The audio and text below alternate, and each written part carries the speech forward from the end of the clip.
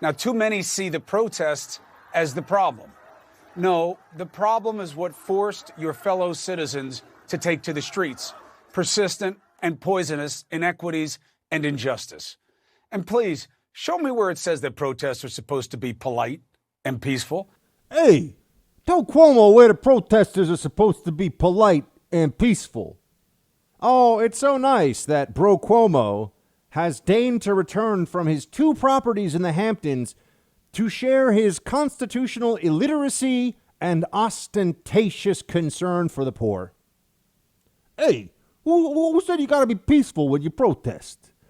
The First Amendment to the Constitution might be a good place to start. Congress shall make no law respecting an establishment of religion or prohibiting the free exercise thereof or abridging the freedom of speech or of the press or the right of the people peaceably to assemble. Hey, but Chris Cuomo's expertise, he went to Yale Law School. Not because his last name is Cuomo and the governor of New York, Cuomo. Oh, no, not because he's so smart.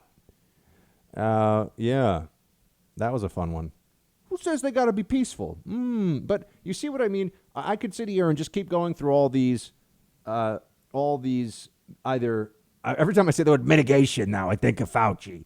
You got to mitigate. You got to keep a 6-foot distance. Wear a mask. Maybe don't wear a mask. Sometimes a mask. Sometimes not a mask. I don't know. Do you mask in the shower? Depends. I mean, is the water really hot? Maybe that kills the virus. We're not clear. We don't have the data yet. But where was I? Fauci just got me completely. Producer Mark, I lost my train of thought. What was I saying? I don't even remember anymore. I mean, you just you went got off. Fauci, you got shower, you got mask. You were talking about Fredo Cuomo. Oh, right, Fredo. So yes, he doesn't know about this peaceable assembly thing. That's a total shock to him. But they're always looking to, I said mitigate. They're always looking to at least lessen the impact of, just make it seem less of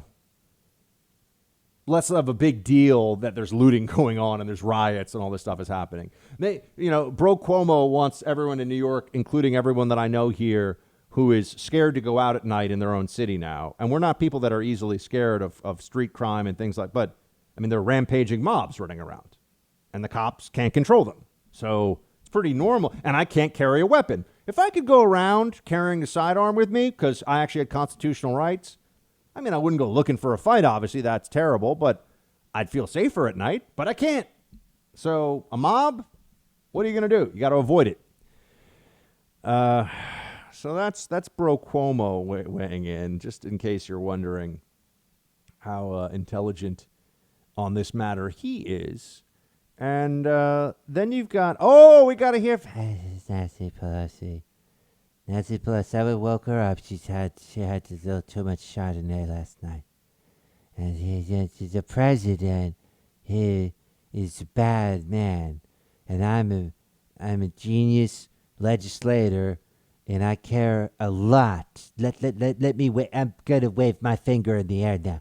I care a lot about poor people. And every year I give my gardeners, because there's a few of them, 'cause my house is very big, a big tip. So I care about the poor and not unborn life, but other people.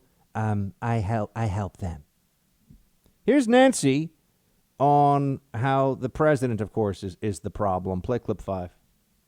But across the country, it's bringing people together, community with unity.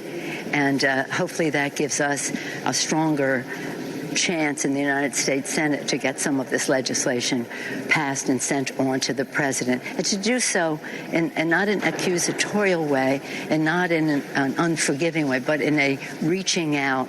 Because people out there, they really want people to come together. That's what I hear them saying. In addition to wanting change, they want it to happen in a way that unifies, not divides America. Come together in what exactly? As I've said, we are having conversations that don't. How can there be any progress when there's not even the acceptance of the agreements that already exist? It's as though we haven't said the things that we've said on the right about police violence, about shooting or strangling an unarmed African American, also unarmed any person who is suffering from police violence. We say all these things, and then we're told, oh no, but we need change. What's the change? Disbanding the police force? That's stupid. That's not change that I'm signing up for. I don't care how much moral blackmail is going on. I'm not going to do that. I'm not going to accept that as anything other than a moronic idea. So what are we supposed to do? Make looting legal until people feel better? I'm not going to accept that either. I'm not going to accept the destruction of individual responsibility, the foundational principle in our law. I'm not going to. So what progress is she really? That doesn't matter. It's just, Hey, that sounds good on the camera, so I say it. but then she also weighs in on this, and I've got to tell you, I'm having blue checks come at me, and they keep doing, because I had seven Trump retweets this morning to his 80 million plus followers. I mean, he likes the Buck Twitter. I don't know what to tell you. Those of you who aren't on Twitter, you're missing out. Buck Twitter is often in fuego. At least the president thinks so. And I had the 7 retweets, which means that I have all the libs now going crazy on me. And one thing, though, is here's the tweet that I'm seeing so many of them. And this will make sense why I'm bringing it up, because Nancy Pelosi weighs in on this. But here is what the tweet that's getting me so much heat from the left.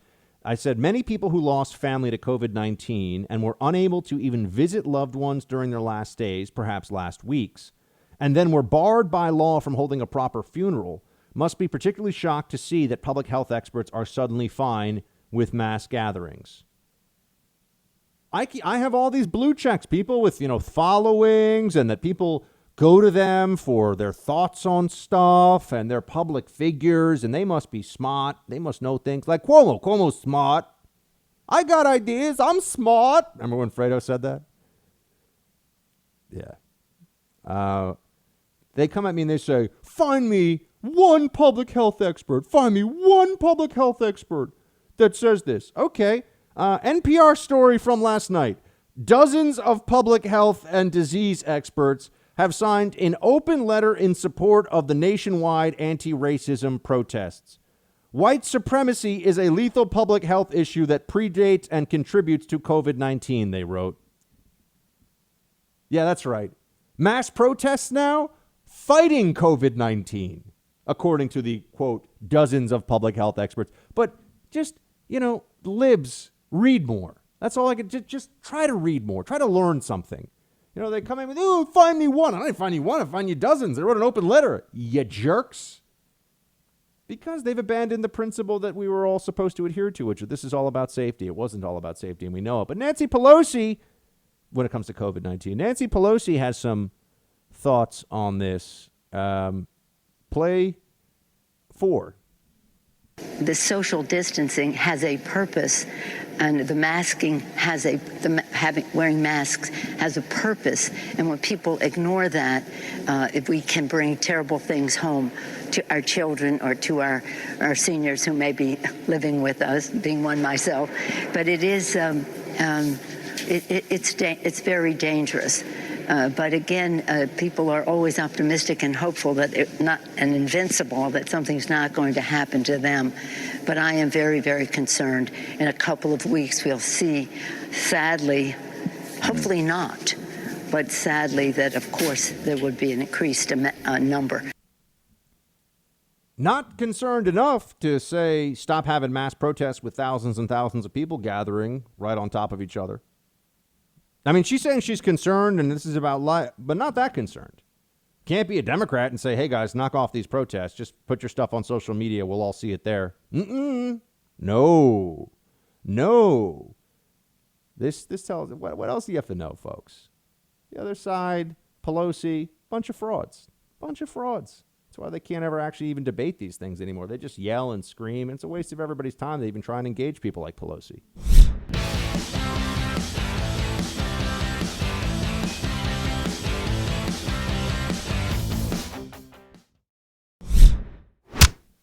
So what's it like not just to cover these protests as a journalist? I've certainly done plenty of that in my day, but to actually go undercover among the protesters and spend more time with them when they don't realize that the cameras are necessarily rolling. Well, someone did that. Joey Saladino of Staten Island, New York, currently out in Los Angeles, however. He did this. He's got a video up on it. He's a conservative commentator. Joey, good to have you on the show. Thanks for having me.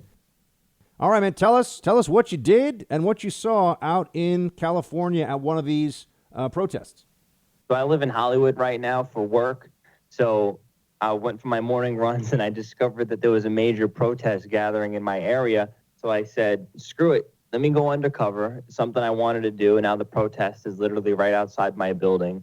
So I got some cameras. I put some masks on. I wore all black.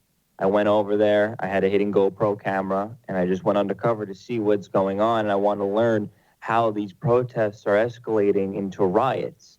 Because we're seeing people on the Black Lives Matter side saying it's the police causing this to turn into riots. And then you have people that are saying, no, it's not the police causing the riots. So I went undercover to infiltrate to find out what's the root cause of these things escalating. And walk us through. What did you see? What was noteworthy? And did a riot break out? So a riot did break out.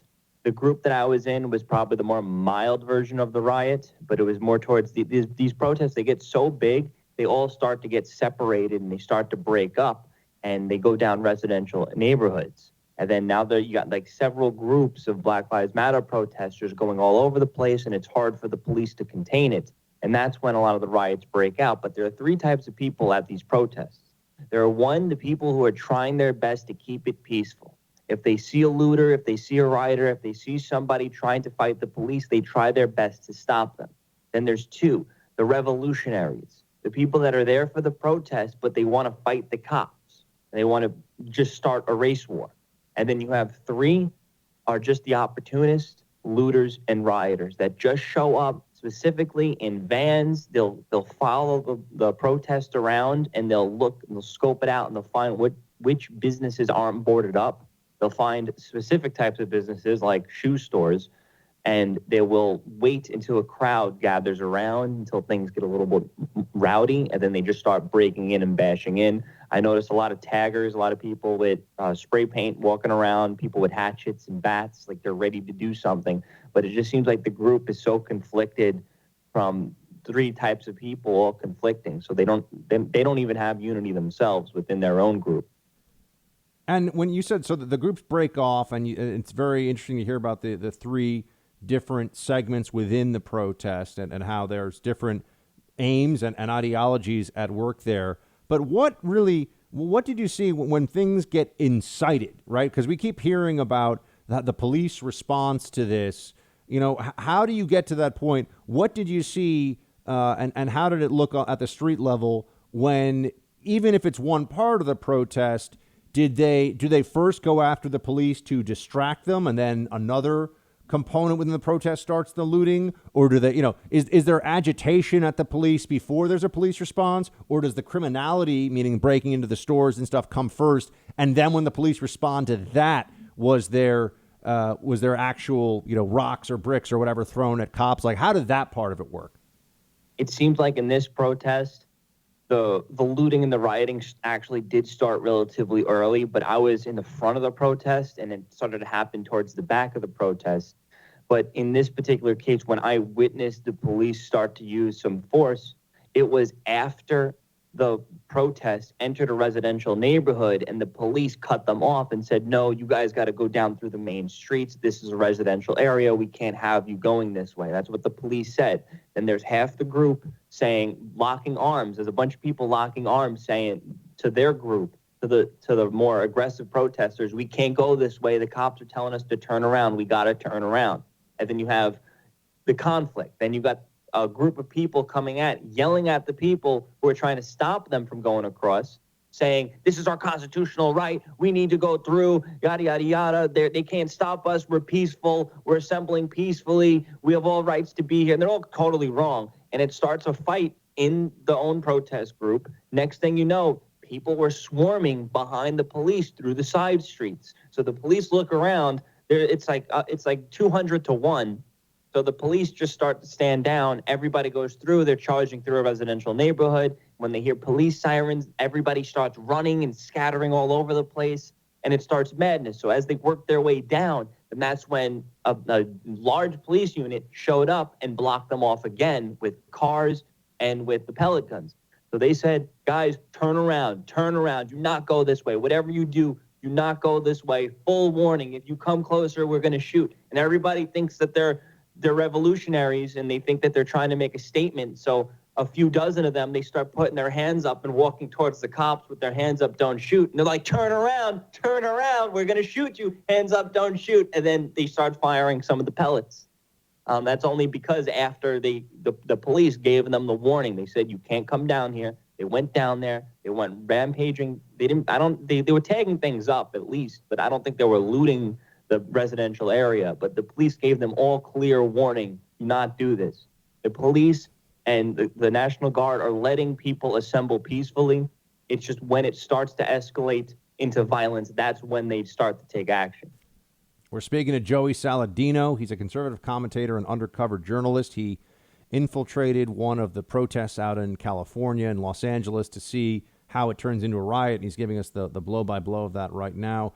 Joey, what were we'd call it maybe the atmospherics of this? Were most of the protesters, did they seem like, and before, all hell broke loose, so to speak, but, when you were marching along and seeing what they're doing, did it seem like they're having fun? Was it kind of a joyous occasion, or was it more angry? What was the vibe you were picking up from being among the protest group that then turned into at least partially a riot? It was very mixed. There were some people there to, one lady made a very good point. She was one of the more aggressive Black Lives Matter protesters who wanted to go and fight the cops. And this is on my Instagram story. This is not in the video. This happened yesterday. And she was trying to get everyone to fight the police while another guy was telling everybody, go home, it's past curfew, I want everyone to be safe.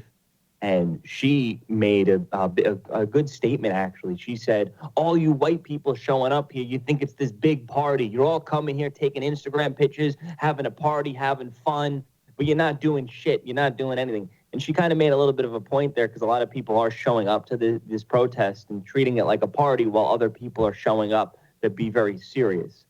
And it's two conflicting odds, and it's hard to get a good vibe, because you'll look over in that direction, people are smiling, people are happy, people are trying to be peaceful. Then you look in that direction, and it's just very aggressive, very angry, and very frustrating.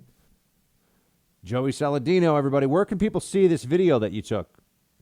It's on my YouTube. My YouTube's Joey Saladino, or on my Instagram, which is also Joey Saladino. All right, Joey. Be safe out there, man. Thanks for joining us. Thank you.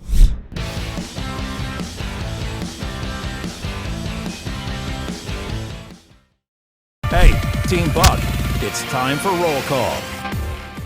Time for roll call. Yes, it is. But we also have some show business to attend to with the team, first and foremost. Producer Mark. Yes. I have been telling folks that we have a fun announcement for them, and you have been saying don't get ahead of the announcement and be mature about this one, Buck. Don't tell them something and not do it. I said, all right, fine.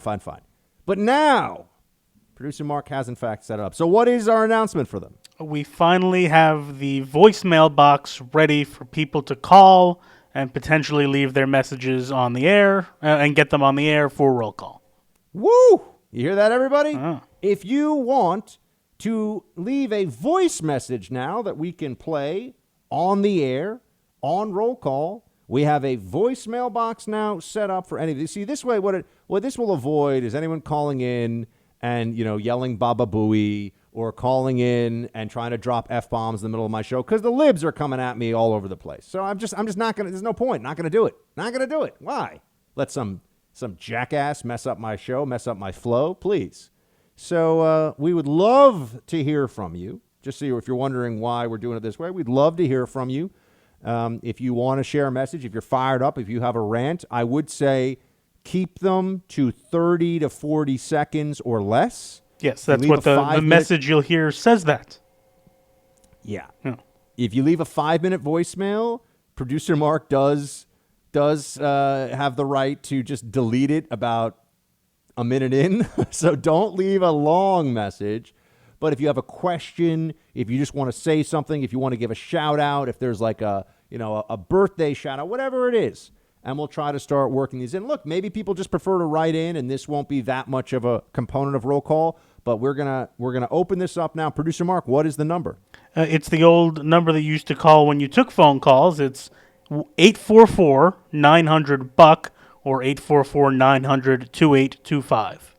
And just so you're all clear, all of you listening to this, Producer Mark is going to be the one who is sifting. So be nice, be polite. Even if the second I hear a curse word or anything like that, I'm just clicking the delete button. Yeah, just gonna click delete. So don't think not gonna slip one by the Producer Mark. And also, if you have a question for Producer Mark, you can send that one to him directly because he's gonna be the one who's listening to it. So yes, that's where we are. So 844-900-BUCK. That is correct. I haven't said it in so long that it's wow. 844-900. I think that's 2825. 844-900-BUCK. We have it's been a while, man. It's been a while. So yes, please, guys, call in. I haven't heard many of your voices in so long. If we get some great calls, we'll be running them on the air, and I'll particularly try to use calls on Friday. I'll respond. We won't just play it. I'll respond to your questions. It'll be a fun additional part of roll call. So audio roll call is now live. 844-900-BUCK. Just call in, leave a voicemail, and we go from there. Let's go now. Oh wait, no, Producer Mark, explain to me this Mike Francesa thing. What is this? I mean, I could do a whole hour why is he on in my news feed? I could do a whole hour of the show, Buck, on Mike Francesa. Somehow you've never heard of him living in New York for your entire life. Have you ever heard of Mike and the Mad Dog? Yeah, sure. Okay, so That's a cool name, though. Yes. Well, he's not Mad Dog. Mad Dog eventually left and went to Sirius XM, but they partnered together for about 20 years on probably the most famous sports station in the world, WFAN. And then Mike has been solo for the last 10 or so years, and he kept up his ratings for a long time. He was still the king of New York for a long time, but the last 3 or 4 years, he trailed off. He's not the same guy. He doesn't have his fastball anymore. He retired once and then came back, and he did a whole retirement tour the first time. Then he came back to do afternoons on the Fan, and he finally lost the ratings battle to the opponent station, and now he's just kind of being put off to pasture. He was doing 2 hours on radio.com, our competitor. Don't listen to them. Only there, and nobody was listening, and there's this Twitter account that follows him, and the only reason anyone ever heard him anymore is because of this Twitter account, and now because of the COVID and no sports, he's doing 1 hour a day on WFAN. Okay, so now is where I got to put you on the spot. Yeah. Who is the best sports analyst in the game today? Oh, that's you mean analyst? Because that could be a former player. Well, I mean, the guys that go on TV that explain sports, whatever the preferred nomenclature is for that. I mean, the best analysts, if you want to put it that way, is probably Chris Collinsworth, who does Sunday Night Football with Al Michaels. That's the best booth in sports. Who's the best sports radio host? Oh, I feel like there's so many people I could offend here.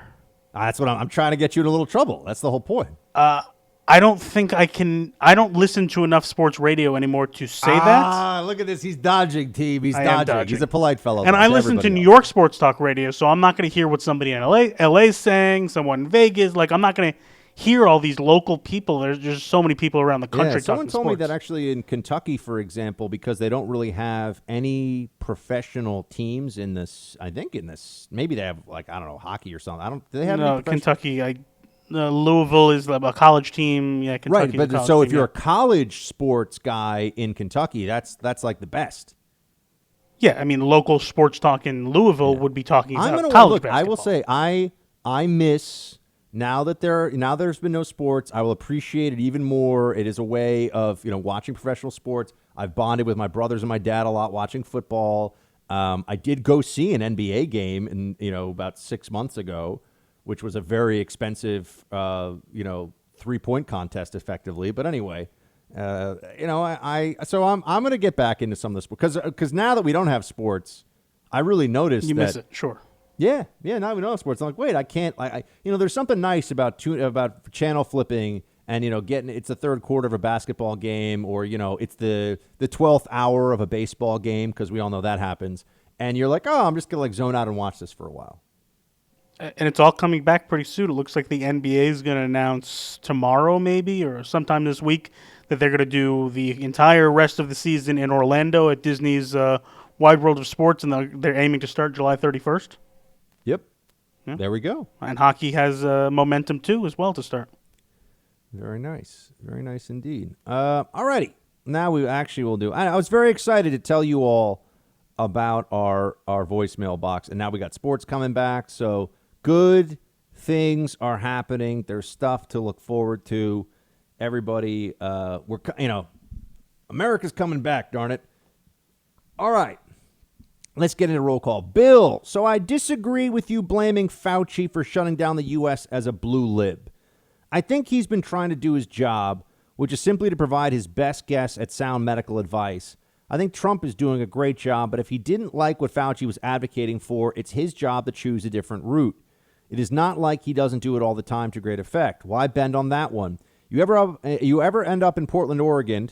I recommend against it. I'll buy you a beer. You've given me more than a few hours of entertainment. Bill, thanks so much. And look, I always appreciate people writing in with honest disagreements, honest difference of opinion on this stuff.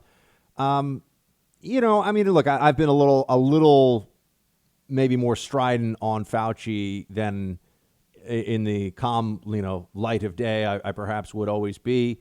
But, I think that I do think that he lacked he should have been saying to people, look, guys, I focus only on the disease, not the economy. And he also should have been much more humble. And so this is perhaps where you and I have more of a disagreement. I think he should have been much more humble on whether mitigation worked.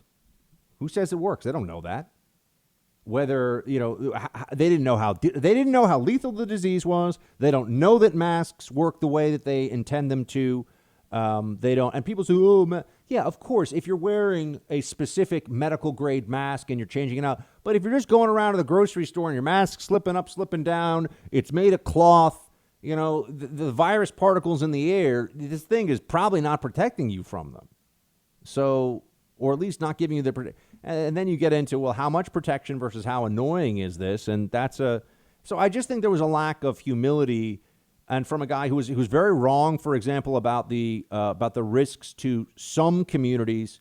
There was an exaggerated sense of risk of HIV transmission in certain communities from Dr. Fauci back in the day as well. So there's an alarmism that public health officials, I think, need to be on guard against. And I think that Fauci didn't do a good enough job on that. Is he a lib? I mean, yeah, the guy's a lib. Okay, so I mean, maybe that didn't inform all of his, but he's a lib. A lot of libs went to my high school, as I told you guys. A lot of libs coming out of it's a Jesuit school. Those Jesuits, they're like the commies of the Catholic Church. Some of them are understand the real world as it is, but a lot of commie stuff from the Jesuits. Todd. Hey, Buck, discovered you a year ago when you filled in for the Doctor of Democracy. Enjoy visiting the Freedom Hut. I've noticed you mentioned my hometown of Omaha several weeks in the past couple of weeks, and I know you're looking to flee New York. You should come give us a try. You could broadcast from the blowtorch of 1110 KFAB and learn the greatness of college sports in Nebraska. I would personally be glad to give you a tour of my town and show you the great restaurants and hospitality of a great state.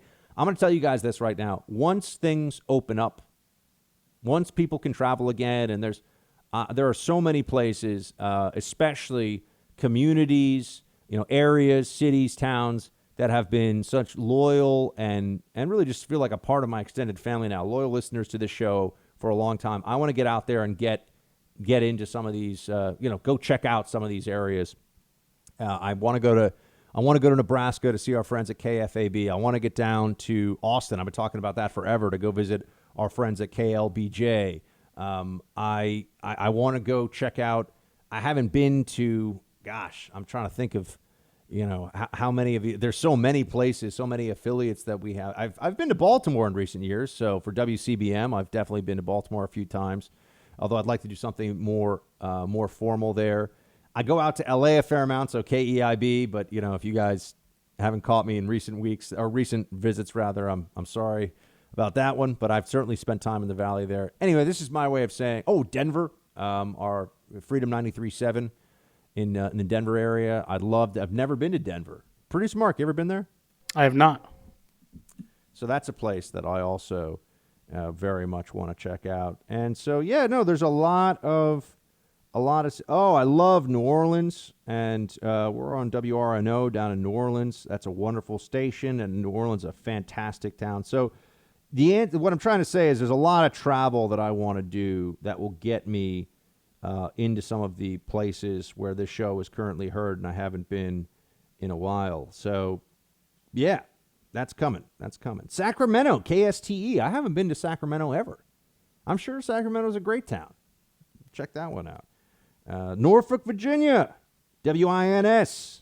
Haven't checked that one out. Greensboro, Winston-Salem, North Carolina, WPTI.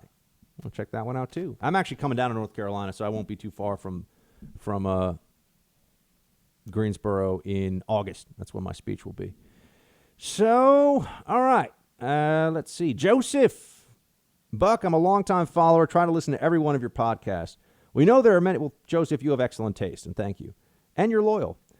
We know there are many groups, organized and otherwise, taking advantage of these protests and riots. Could this be another opportunity for Trump? He needs to push for criminal justice reform that has come up every so often, maybe pushing for state or federal oversight of local police agencies. I love our law enforcement, but you can't disagree that a lot of people feel they're being treated unjustly. President Trump wants to use force to stop the riots. He is just giving fuel to his opponents. Let state and city leaders reap the consequences of their politics. You know, Joseph, I've had a bunch of people say this to me recently, and I just got to tell you, it's a lot easier to say, let the cities burn so libs learn their lessons when you're not in those cities. So I think producer Mark and I would like order restored in the New York metropolitan area ASAP. Right, producer Mark? I think that's yes, fair. very much so. Yeah, we'd like it to be safe on the streets here again. So we'll do more of the politics stuff another time. And as for could this be an opportunity for Trump? I mean, every crisis, as we know, is an opportunity. But this one right now, I think, has been so far a negative for the administration because even though it's unfair, Trump is going to get a degree of the blame for what's going on in these cities. Certainly the media is going to frame it all that way.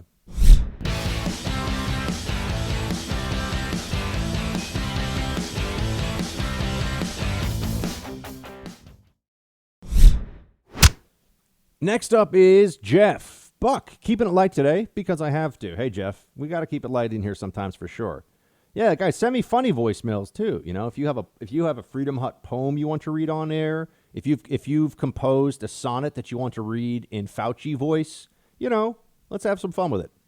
Producer Mark loves sifting through that stuff. Oh yeah, thank That's how you he wants so to spend much, his whole Buck. weekend. He enjoys it. Jeff writes, you triggered me yesterday with your Counter-Strike discussion. I was seriously addicted to Counter-Strike and Unreal Tournament back in the day. I am still friends to this day. I used to target with my Desert Eagle on the 50 cal, obviously. Haven't touched a game since. Keep doing what you're doing. We need you. Thank you, Jeff. Jeff, I remember it sounded like, you know, Beirut in the 80s in my college dorm because we all had these big speakers and computers and we're playing Counter-Strike on the intranet of the school and playing against people all over oh my gosh. Got so into it. It's like, oh, what's up, noob? I just owned you with my Desert Eagle. Like, oh, what's up, noob? The Uzi showed you who the boss is. My MP5 speaks for me. You know, people were really Counter-Strike, man. I was nerding out to it back in the day. For those of you who don't know, I mean, I'm sorry. This is like some insider computer nerd or computer game nerd, I should say, stuff that I used to. I love Counter-Strike and I loved Civilization. Those were games that, in their time, life-changing. Was producer Nick ever? I don't know. Producer Nick, were you a gamer? I wouldn't be surprised. Maybe. Producer Mark, what was the game that you played the most? Oh, all the sports games. Producer Nick, I think, just said no, but I feel like the subtext was, yeah, Buck, I'm actually married and have children because I'm an adult. Yeah, he didn't actually say that, but he said that. I know. I feel like he's judging me for my I love Counter-Strike, but whatever. Whatever. All right, everybody.